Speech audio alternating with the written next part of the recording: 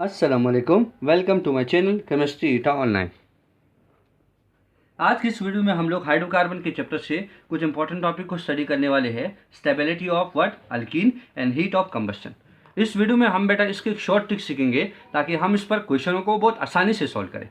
इसके लिए बेटा शॉर्ट ट्रिक ये है कि हम लोग ये बात जान लें कि हीट ऑफ कंबस्शन का स्टेबिलिटी के साथ इन्वर्स रिलेशन है। मतलब एक कंपाउंड हमारे पास जितना ज़्यादा अनस्टेबल होगा उतना ही हमारे पास हीट ऑफ कंबस्शन सबसे ज़्यादा होगा। अब बेटा स्टेबिलिटी की किसी भी कंपाउंड के लिए कैसे निकालें, तो स्टेबिलिटी के लिए मैंने पॉइंट लिखवा रखी है कि stability number of EDG group को डायरेक्टली रिलेटेड होगा। जितना ज़्यादा ईडीजी ग्रुप होगा उतनी ही हमारे पास इसकी स्टेबिलिटी ज़्यादा होगी। जितना ही हमारे पास इलेक्ट्रॉन डोनेटिंग ग्रुप के दरमियान फासला ज़्यादा होगा उतनी ही स्टेबिलिटी ज़्यादा होगी। अगर फासला ज़्यादा होगा तो स्टेरिक हिंड्रेंस कम होगा और स्टेरिक हिंड्रेंस कम होगा तो स्टेबिलिटी ज़्यादा होगी। अगर इन तीन पॉइंटों से आप किसी कंपाउंड का फाइनल रिजल्ट ना निकाल सके तो आप छोटे पॉइंट का सहारा ले लेना, जो हमारे पास क्या है, that is what, stability of कार्बेनाइन।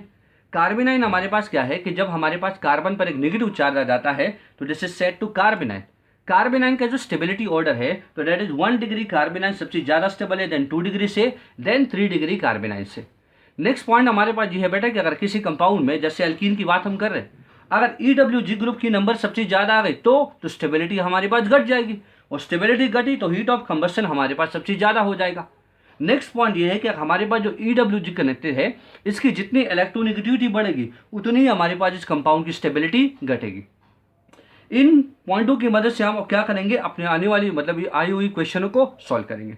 एक क्वेश्चन आया ईटा 2019 में, वो कहते हैं कि इसमें से कौन सा कंपाउंड है जिसका हीट ऑफ कंबस्शन सबसे कम है। हीट ऑफ कंबस्शन सबसे कम होने का मतलब जो सबसे ज्यादा स्टेबल है।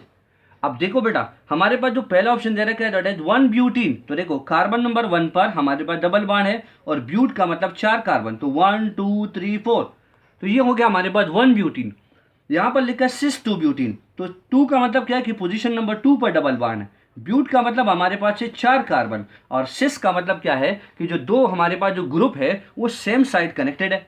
ट्रांस 2 ब्यूटीन का मतलब वही सेम है, पर ये जो दो ग्रुप हमारे पास है ये बिल्कुल अपोजिट साइड पर कनेक्टेड है। आइसोब्यूटाइलिन का मतलब क्या है, आइसो मीन हमारे पास वो कार्बन जिस पर मैंने स्टार करा रखा है, ये जो 3 कार्बनों के साथ कनेक्टेड हो, और आइलिन हम कॉमन नॉमेनक्लेचर ऑफ अल्कीन में जानते हैं जो डबल बॉन्ड की रिप्रेजेंटेशन देता है, तो मैंने डबल बॉन्ड लगा दिया।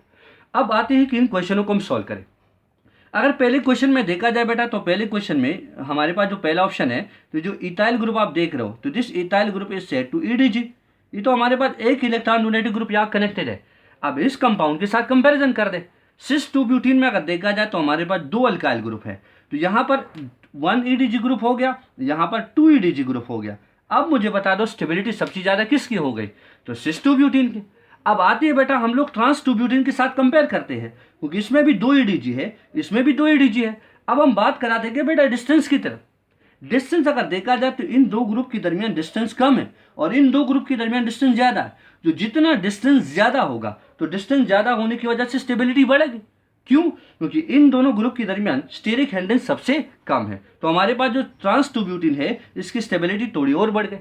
अब यहां पर ये देखना है कि हमारे पास जो आइसोब्यूटाइलिन है इसमें इस कार्बन के साथ 2 अल्काइल ग्रुप मतलब मिथाइल ग्रुप कनेक्टेड है जो कि EDG है। अब इन दोनों में ये डिसाइड कर देना है कि हमारे पास जो सबसे स्टेबल कौन है। आप लोगों को मैंने बता दिया कि पहले इन 3 फैक्टरों को देखो।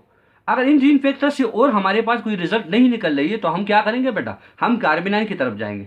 अब देखो यहां पर मैंने लिखवा रखा है, यह हमारे पास क्या है, ट्रांस 2 ब्यूटीन, और यहां पर मैंने लिखवा रखा है आइसोब्यूटाइलिन।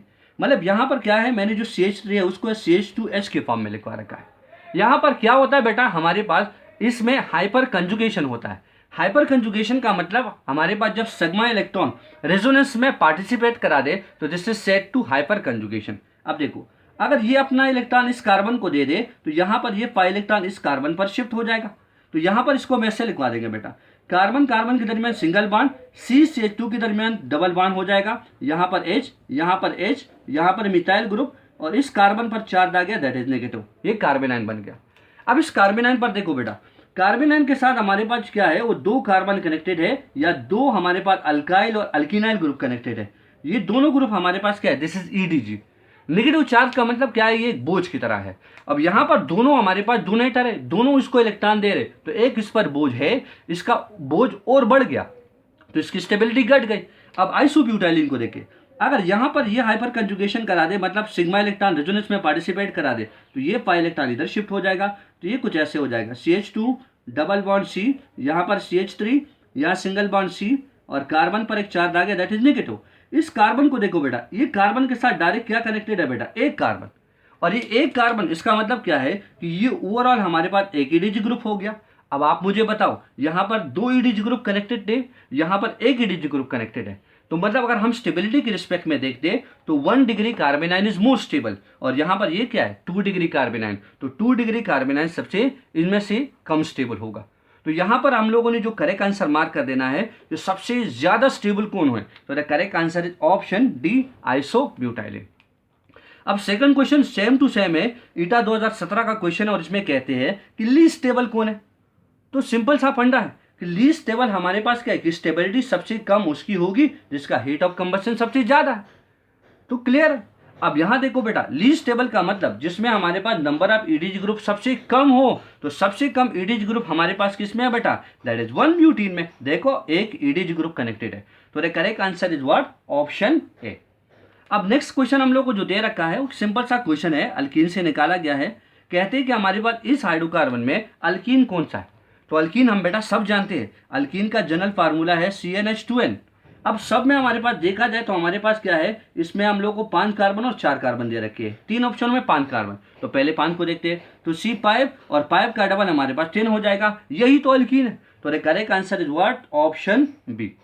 तो मतलब हमारे पास स्टेबिलिटी ऑफ अल्कीन और हाँ हमारे पास हीट ऑफ कंबस्शन पर कोई भी क्वेश्चन आएंगे, इन पॉइंटों की मदद से आप उनको बहुत आसानी से सॉल्व कर सकते हो। उम्मीद है आप लोगों को वीडियो अच्छी लगी होगी। Thank you for watching my video. अल्लाह हाफिज़।